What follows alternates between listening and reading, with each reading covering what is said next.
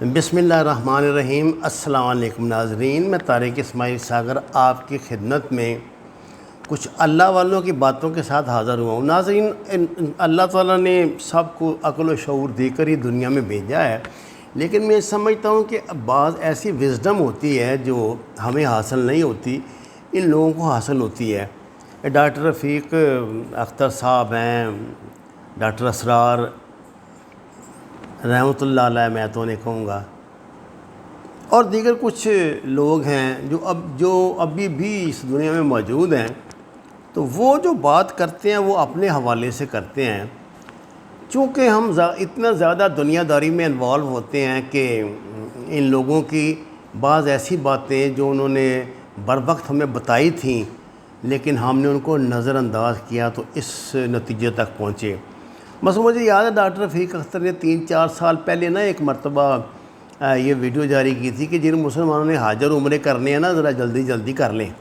اس وقت لوگوں کو بڑی بات عجیب لگی، پھر اچانک کرونا آ گیا، پابندیاں لگ گئیں، اور اب حالت یہ ہے کہ آج تک ہم ترستے ہیں۔ اتنا محدود اور اتنا سخت انہوں نے کر دیا سسٹم، حج اور عمرہ جیسے دروازے ہم پہ بند کر دیے ہیں۔ ان کے حوالے سے میں آپ کو کچھ باتیں بتا دوں کہ ان کا یہ کہنا ہے کہ حج اور عمرہ تو فی الوقت بند ہی رہے گا، لیکن کچھ عرصہ بعد مکہ کو بطور ٹورسٹ ریزورٹ کھولا جائے گا۔ یعنی آپ بطور ٹورسٹ مکہ میں جائیں تو اس سلسلے میں اپنے فرائض ادا کر لیں۔ وہ جو حاجی انہیں قبول نہیں ہیں ان کو آپ کا بطور ٹورسٹ جو ہے نا وہ آنا قبول ہے، کیونکہ یہ جو خاندان اس وقت حکمران ہے جس کے حوالے سے ہر 2-3 مہینے بعد یہ خبریں آ جاتی ہیں۔ آج بھی خبر یہی آئی ہے کہ شہزادہ سلمان کی جان کو خطرہ ہے، اور شہزادہ نائف جو ہے بڑی تیزی سے قوت پکڑ رہا ہے۔ ایک تو ان کی قوت پکڑنے کی میرا خیال یہ بھی ثبوت ہے شہزادہ نائف بن محمد کی کہ محمد بن نائف کی، کہ ان کو بھی گرفتار نہیں کیا گیا۔ انہوں نے پھر آپ کو پتہ نا 5-6 روز پہلے بھی ایک سیریز چلائی ہے، اپنے کچھ شہزادوں کو دوبارہ گرفتار کیا۔ خبر تو وہ دنیا میں ایسی نکلنے دیتے ہی نہیں ہیں، لیکن بہرحال جو ذرائع جو خبریں نکالتے ہیں جو ہمیں مغربی میڈیا سے مل جاتی ہیں وہ آپ کی خدمت میں عرض کر دیتے ہیں۔ تو ٹینشن تو ان میں بہت چل رہی ہے، خاص طور سے مجھے ایسے لگتا ہے کہ جو زیادہ شہزادے ہیں وہ اس کو قبول نہیں کر رہے ہیں۔ یہ جو ہمارا یہ شہزادہ ہے اس کو اب یہ ہے کہ پیچھے سنا تھا کہ اس نے دعوت دی ہے عمران خان کو آنے کی، لیکن اب پھر اس میں رکاوٹ کچھ آ گئی ہے۔ خیر واللہ عالم بالصواب، کیا کہہ سکتے ہیں، ان کی اپنی مرضی ہے۔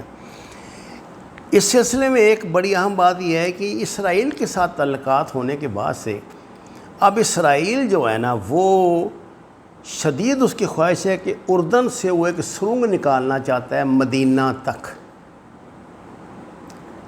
اور وہ یہاں پھر بنو قریظہ اور بنو خیبر جو تھے نا ان کے جو باقیات ہے وہ تلاش کرے گا، جیسے کہ اس نے ایک اور مقام پہ ایسا کیا ہے، اور وہ آپ کو پتہ یہ سعودی عرب میں ہو چکا ہے سارا کچھ۔ میں آپ کو ایک بات گزارش کر دوں کہ یہ جو اس وقت سعودی عرب کے حکمران ہیں نا جی، یہ جو مسلمانوں والا وہ جو ہمارا اخوت والا اور وہ جو رشتہ ہے نا اسلامی رشتہ، اس کو نہیں پسند کرتے۔ یہ زیادہ پسند کرتے ہیں کہ کرسچن اور یہودیوں کے ساتھ جو ان کا وہ جو حضرت ابراہیم علیہ السلام کے حوالے سے رشتہ بنتا ہے نا، وہ یہ ان کو اپنے کزن سمجھتے ہیں۔ پروفیسر رفیق صاحب یہ بتاتے ہیں یہ لوگ حاجیوں کی میزبانی نہیں کرنا چاہتے، ان کو یہ پسند نہیں ہے کہ مطلب لاکھوں لوگ آئیں اور ان کے آرام میں خلل ہو، یہ ہو وہ بطور ٹورسٹ تو آپ کو برداشت کر سکتے ہیں، بطور مطلب ایک عبادت گزار برداشت نہیں کر سکتے۔ اور دیکھیے یہ جتنی اس وقت یہ اسرائیل کی اور دوسری جو ان کے دوست قوتیں ہیں، ان کی کوشش یہ ہے کہ مکہ کی جو مرکزیت ہے نا اس کو مسلمانوں کے دل سے نکالا جائے۔ یعنی مسلمانوں کے لیے نا مکہ جو ہے وہ بس ایک ٹورسٹ پلیس بن جائے، ایک مذہبی ٹورسٹ پلیس بن جائے، جیسے کہ ترکی میں ہم وہ جو مسجد کھلی تھی اب آپ دیکھ رہے ہیں اس کا کیا حشر ہو گیا ہے۔ تو اسی طرح یہ چاہتے ہیں کہ مکہ کا بھی نا جو اس کی سینٹٹی ہے، جو اس کی ایک خاص شناخت ہے، جو اس کی ایک مرکزیت ہے مسلمانوں میں، جو اسلام میں ہے، اس کو یہ ختم کرنا چاہتے ہیں، ڈیمالش کرنا چاہتے ہیں۔ تو ناظرین، عین ممکن ہے کہ آپ کو بطور ٹورسٹ تو مکہ میں جانے کا موقع مل جائے۔ دوسرا یہ ہے کہ بہت بڑا جو ایک عذاب ہے نا جی، وہ ان پہ آنے والا ہے۔ زیادہ سے زیادہ 3 اور 5 سال کے درمیان اللہ والے بتاتے ہیں کہ ان پہ ایک ایسی تباہ کن جنگ ہوگی ملوث، جس کو آپ ملحمۃ الکبریٰ یا ملحمۃ العظمیٰ کے نام سے جانتے ہیں، اور میکڈون کے نام سے جانتے ہیں۔ آقا صلی اللہ علیہ وسلم کی حدیث کے مطابق اگر کسی کے 100 بیٹے ہیں نا تو ان میں سے 99 مارے جائیں گے، 99 مارے جائیں گے، ایک باقی رہے گا۔ اتنا برا حشر ہوگا ان کا۔ اسرائیلی جو ہے نا، یہودی جو ہیں، سارے عالم عرب پہ قابض ہو جائیں گے، مدینہ میں داخل نہیں ہو سکتے۔ یہ آپ کو جان لینا چاہیے۔ یہ ان کی خواہش انشاءاللہ کبھی پوری نہیں ہوگی، کیونکہ اس کی حفاظت کا ذمہ پھر اللہ نے لیا ہے۔ ڈاکٹر ساغر احمد نے کچھ عرصہ پہلے اپنی قریباً 3 یا 4 سال پہلے کی بات ہے، آپ کی وفات سے 3-4 سال پہلے کی بات، افغانستان کے حوالے سے کچھ باتیں کہی تھیں، شاید آپ کو یاد ہوں۔ انہوں نے کہا تھا کہ افغانستان کی جو یہ جنگ ہوگی افغانستان میں، بالآخر طالبان اس سے قابض ہوں گے، لیکن اس کی بلکنائزیشن ہو جائے گی افغانستان کی، یعنی جو پشتو سپیکنگ وہ ہے نا بیلٹ جتنی، وہ پاکستان کے ساتھ شامل ہو جائے گی۔ اس دوران وہاں تو جو مکہ جو ادھر مڈل ایسٹ میں جو انقلاب آ چکا ہوگا، گریٹر اسرائیل بن چکا ہوگا، تو یہاں الحمدللہ پھر اس خطے میں خلافت قائم ہوگی، تا خلافت کی بنا دنیا میں ہو پھر استوار، لا کہیں سے ڈھونڈ کے اسلاف کا قلب و نظر۔ علامہ اقبال نے اس طرف اشارہ کیا تھا۔ تو وہ کہتے ہیں کہ عرب جو ہیں وہ تو تباہ ہو چکے ہوں گے، تو یہاں سے ایک امید کی کرن پیدا ہوگی، اور وہ 2 خطوں کی نشاندہی کرتے ہیں۔ دیکھیے جی یہاں پہ ایک وہ افغانستان کہتے ہیں، ایک پاکستان کہتے ہیں، کہ افغانستان اور پاکستان کے درمیان کا جو علاقہ ہے، یہاں سے تحریک اٹھے گی، اور وہ جو کالے کپڑے والے ہیں تو وہ پھر اٹھتے ہوئے جائیں گے، تو مطلب ایئر فورس جائے گی اور پیدل فوج جائے گی، یہ جا کے جنگ کریں گے، اور جو اسرائیل کی جو کامیابیاں ان کو خاک میں ملائیں گے، اور وہ لشکر یہاں سے میرے عرب کو آئی ٹھنڈی ہوا جدھر سے، میرا وطن وہی ہے، میرا وطن وہی ہے۔